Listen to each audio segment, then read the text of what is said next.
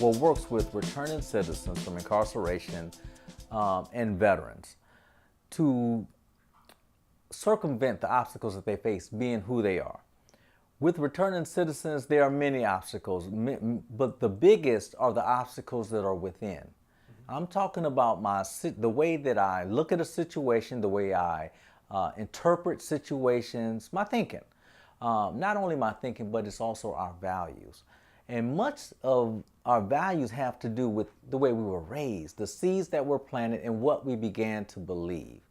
That also plays a very big part with the veterans and every person, on the way that we deal with situations and with circumstances. So what Arm in Arm does is we provide a safe and empathetic environment where individuals can talk about whatever, especially those of us who are coming from incarceration. We have so many images, so many walls and barriers we've put up to keep ourselves protected. But we haven't realized those same barriers have imprisoned us outside of the walls, the actual tangible walls that we have come out of. So we walk around in these mini prisons, if you will, and if challenged at any given point, we can self-destruct again because you're challenging now what my image is or what my identity is. We help individuals to tear down those identities, walls, barriers that they've built up from the inside out. That's the only way that those barriers can stay down. It does take some time for people that are not always almost like certain that they need an organization or even support to talk in front of people. You have to be able to build and establish trust. You know what I mean? It has to be some connection there other than us just being returning citizens.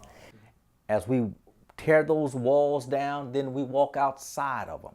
Same situation with the veteran who has come home dealing with different types of social adjustment disorders, upset because of the way he has been received by his environment, his community, his family, whatever. Same situations that we're dealing with. But the thing is once we begin tearing these walls down, now we're actually faced with a void. And that void is, what do I do now? Who am I now? And what we do in this second phase of Arm in Arm, or our training and cognitive phases, is build individuals up with skills that help them to make rational decision or evaluations of themselves, their situation, their circumstances, and achieve their desired outcome. As they do these things, individuals begin to feel significant. And that is the key component of Arm in Arm. Everybody that comes to Arm in Arm are able to see that they are significant in one form or another.